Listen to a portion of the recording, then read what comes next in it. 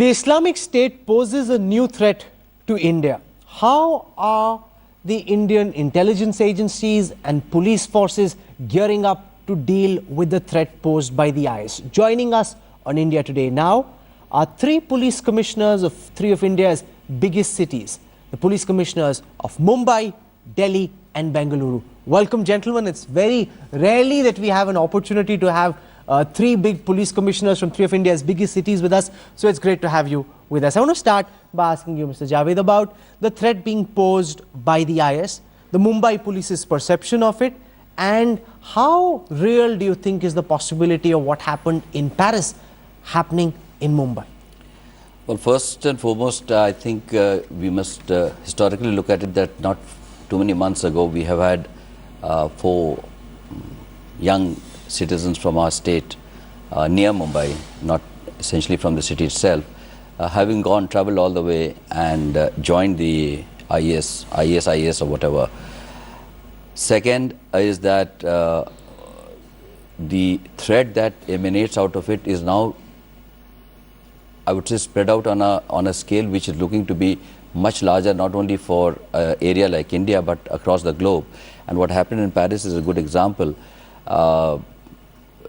That it is a threat, if you read it out, if you read it along with what happened in 26/11 in Mumbai, you see, although that was a different, module, so to say, but that was the Lashkar-e-Taiba. Yeah, that's right. Do you believe even now as Mumbai Police Commissioner that the real threat is posed by outfits like the Lashkar-e-Taiba, financed and funded by the ISI in Pakistan, or do you believe that the IS has the wherewithal to do something similar in Mumbai? See, I think the whole scenario of terrorism and threat emanating out of that has become very complex. I think one of the things we shouldn't forget is that the way the IS has been reaching out to various younger lot across the globe and getting into the minds, and that is something which I think can be seen in almost all the acts that have taken place, especially getting into the minds of those youngsters who come from otherwise affluent societies, people who are living in fairly democratic or rather liberal societies, and still they have been influenced. So yes, this kind of a danger should and cannot be overlooked. When we look at the kind of experience we've had in Mumbai in the past, we have to take it in a holistic thing that this threat, along with whatever has been in the homegrown scenario, is very much a threat. I think it is accentuating it. Very much a real threat. We've seen instances of youngsters from Thane getting indoctrinated and going and trying to be a part of the Islamic State.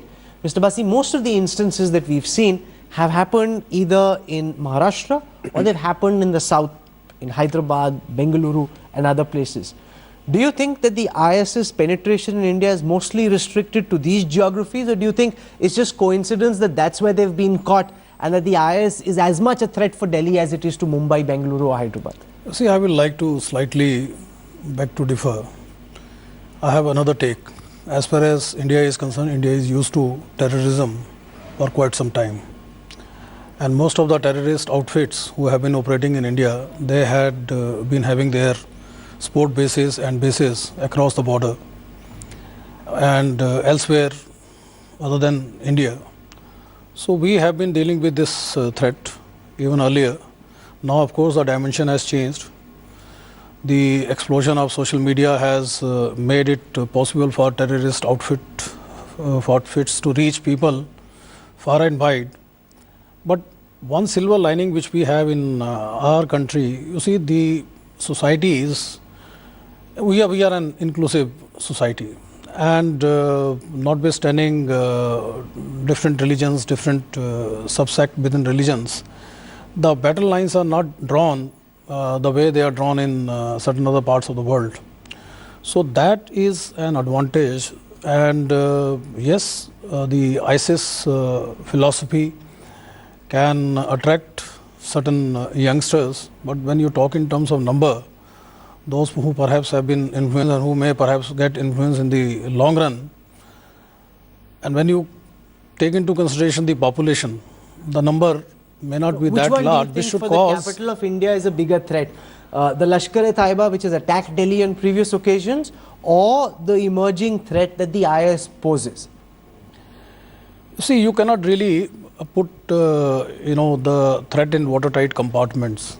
You have two types of terrorists. That is what we have seen since 1985. 1985 was the first year when we faced transist bomb attack, and if I may say, it was the perpetrators were locals who felt upset because of the events of the year 1984. So they had indulged in that act of terrorism. Thereafter, many acts of terrorism in Delhi, in particular, almost 100 acts of terrorism, in which over 200 people lost their lives, and a number of persons got injuries, mostly explosions. Whenever the perpetrators were caught, there were two types. Certain individuals were Indian citizens, and certain individuals were foreign nationals. As far as foreign nationals are concerned, there is no doubt that the threat emanates from the other parts of the world. But those who were Indian nationals, they were in a way indoctrinated by events which perhaps had very little to do with India, and they were motivated and they were indoctrinated by groups who have their bases across the border. So that must be kept in view. You believe is still the far bigger threat from a Delhi perspective. So we are used to the threat emanating from outside India, and I personally feel the type of society which we have, where the battle lines in different groups are not that distinct. The fault lines are there, but fault lines are not extremely sharp. So that is an advantage. Okay, let me now ask the Bengaluru Police Commissioner, because we've heard two different perspectives here. One talking about how the threat of the IS is a very real threat. The other perspective saying that given the total population, the IS poses a very small threat. Given where you are, Mr. McCreek, what do you believe the IS poses as a threat today? Is it a real, active, present danger, as the Mumbai Police Commissioner made it seem? I agree what the Mumbai and Delhi Police Commissioners have said. But from the Bangalore point of view, what we feel that the invent of social media which is coming, and Bengaluru, Karnataka and South India as a whole, is an education hub for the country. A lot of foreigners come study there, and especially the technology. So that gives them ready-made workforce. So you think because penetration to technology is higher, therefore the threat is higher? The understanding of technology is very, very high there. So it serves both ways. It serves the corporates who are coming. It serves the other elements, ISIS and all that. We had a case of Biswas there, who was working on the social media, and then he was radicalizing the youth for the ISIS.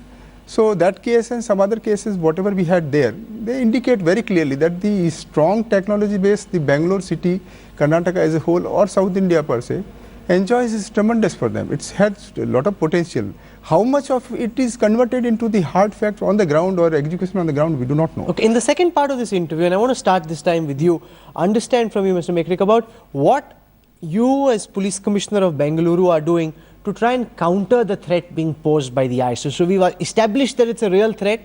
Now what is being done by our policing agencies to try and counter this threat? This is not confined to any specific police agency of particular of a state. The strategies have to be formed at the all India level. It is not, we cannot isolate. You think there are no state-wise, city-wise specific challenges? State-specific, city-specific and all that. Only thing because the technology, we don't know what happens where. It doesn't require much workforce, visible workforce and all that.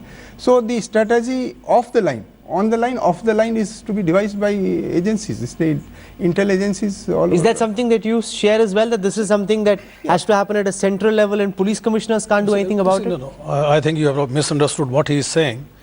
He is talking in terms of it is a coordinated effort of various states as well as the center. And another fact which I want to make it clear, you see, I am not saying that we have to ignore this threat.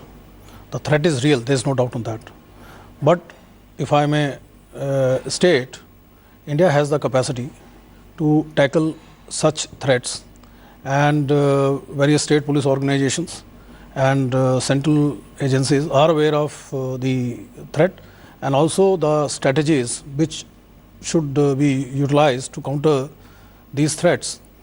And we cannot ignore, but at the same time, it should not cause any serious alarm for an ordinary citizens, because the security agencies and various state police organizations are fully conscious of the need to keep this in their functioning, and whatever is required is being done. Mr. Javed, one of the things that the Indian intelligence agencies and the police forces have done, I want to ask you about this, is that they're saying we will try and de-radicalize the youth. I sometimes feel that's a dangerous strategy for the reason that you've got people who you know at some point were indoctrinated. You let them back into society in the hope that you can keep an eye on them. Is that safe? Because if your local beat policeman is not keeping an eye on them in that instance, he might go back to doing what he'd started to do when we stopped him. Is that the right way to deal with this? So before I respond to that, I just want to add what Mr. Bassi said. It not only is a coordinated effort at the central and the state level, we in Mumbai, especially after 26/11, have put into place an apparatus where you have a regular sharing of inputs, intelligence, and on the other side, upscaled whatever was the infrastructure that you needed to it. And in the last bit of that, if you see, it is just a force multiplier. It's not in isolation. It shouldn't be seen in isolation. We also have now the CCTV camera set up, already come up in South Mumbai, and it's going to be completed somewhere in the middle of next year. But do those CCTVs work? Each time there's a terror attack, we do a ground report. So it turns out that at that time the cameras weren't working. So let me clarify. Earlier we really didn't have any set network of, a CCTV camera network, which was ours, so to say. Now it is dedicated, meant for us, dedicated for use by the police, for the police. It'll do many other things. What I'm saying, it is just another cog. If you remember, after 26/11 happened, a lot of questions came up on various things. Many of them have been fairly easily ironed out, and they are working in place. There are strategies, both because some strategy will work in Mumbai because we are a coastal city, as opposed to Delhi, which is geographically a land thing. So therefore, there are strategies, as Mr. Bassi says, clearly on the ground, specifically to meet the needs of that geography. Now, what do you think about de-radicalization? Now, de-radicalization, do remember that radicalization is not something which hasn't happened in the past. I think it was touched upon a little while ago. Radicalization basically means when you get into the mind one way or the other. Today, the danger has sort of really become manifold for the simple reason the medium is so much easier through the social media and through whatever electronic means that you have. So therefore, what would be radicalization in terms of sheer numbers, say a decade ago, is different today.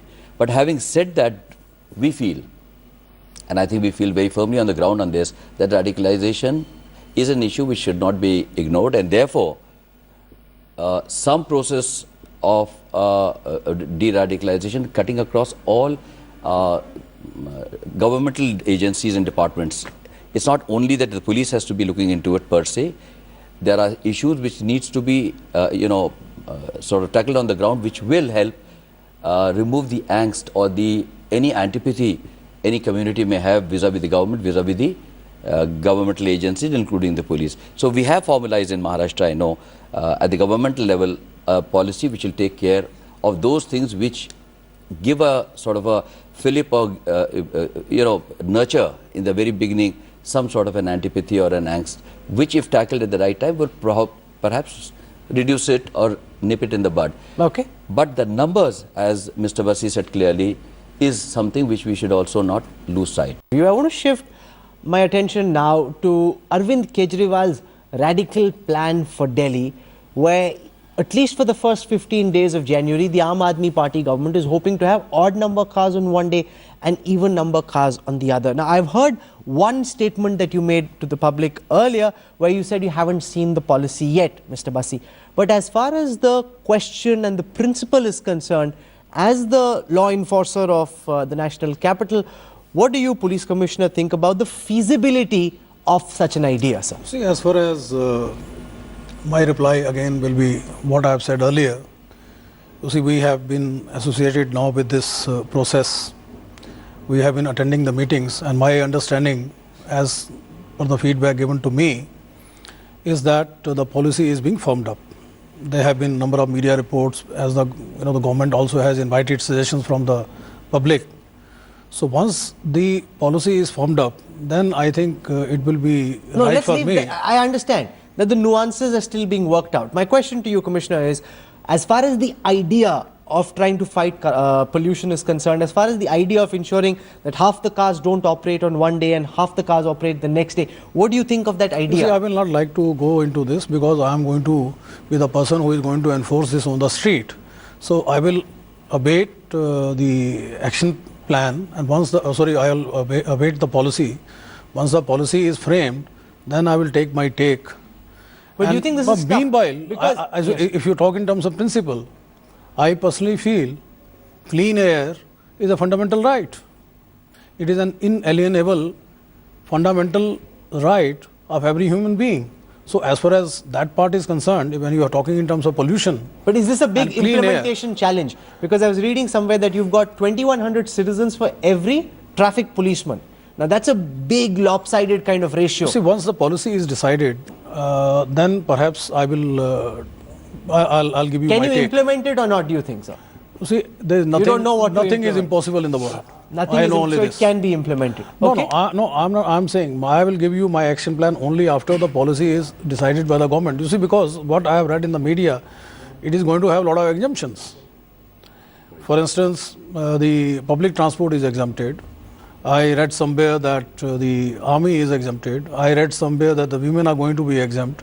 I read somewhere that it is going to be between 8 a.m. to 8 p.m. And maybe by the time the policy is formed up, and then the situation which I understand today will be totally different. So as far as I'm concerned, in principle, I feel clean air, clean water, clean environment, sustainable development is the fundamental right, is an inalienable And the Delhi human police right. will do what it can to help the So Delhi government achieve as a that. person, this is what my belief is. Bengaluru Police Commissioner, I want to ask you, Mr. Mekrik, what do you think? Because Bengaluru has amongst the worst traffic problems in the country, probably even worse than the national capital. Is this an idea, do you believe, should be implemented in Bengaluru as well? I think the Bangalore traffic is a different, game, altogether different game. We have serious challenges on this strategic side. The infrastructure is not there. The roads are not that wide as we see in Delhi and even in Mumbai and all that. Bangalore has a different. It's not question of. Do you believe that this is an idea? It's been implemented in Bogota, New Mexico, several other Those cities. cities have different mechanism. I was in the State Transport Corporation for 2 years. I know this plan, Bogota plan and all that. The BMTC, we had the thought 10 years back. It is not possible for us to implement. Why not? It is because there is no road space. There is no road space. There are only few areas where the BMTC, the local transport corporation, is trying. So except that, we don't have scope for anything. You think odd and even won't work in Absolutely, Bengaluru? absolutely. He's talking of the BRT corridor. No, I know. I'm saying, will the odd and even number plan work in Bengaluru? That is, we'll have to see what the Delhi experience is. I No, think. but do you believe you can do it in We Bengaluru? will not be able to do that. Why not? We will not be able to do that. Why not? Because the enforcement is too challenging. In what way? Technology wise, and the human element behind the enforcement is too difficult. No, but in what way technologically is it difficult to implement? I mean, we can't post one constable each for a vehicle. We have lanes, by lanes, not main roads. Where will you do So that? where all do you make people stand? You don't have enough constables to do it. No. I mean, how all will enforce that? How will we enforce it? We have to go to the defaulters. We have to. We cannot go and each and every lane and. Do you catch think them. it's a recipe for disaster? I think, yeah. It's possible. Okay. Mr. Mumbai Police Commissioner, let's ask you, Mr. Javed, what do you think? I think on another level, we are looking at the symptomatic way of tackling things. The causative, I think, somewhere we lose the sight of. I have a take on it. The intention is clear that we want a clean environment. We need clear air, clean, clear air, which I agree with Ms. Basse, is an inalienable right. The causative part is the number of vehicles which get introduced to the new vehicles get introduced to the roads on a daily basis. For example, in Mumbai, we are talking about more than 300 vehicles getting onto the road. I personally think one of the one of the causes of obviously this pollution is the number of vehicles, unchecked number of vehicles which come out of the, however much they may be abiding or adhering to the norms laid down by the law. Why can't we have a situation, why can't we look at something which is succeeded elsewhere in the world, that the taxation policy for the second vehicle you buy, the third vehicle you buy Is much higher. is much higher, so it's a deterrent. So A. Number two, is there a space for you to park it in?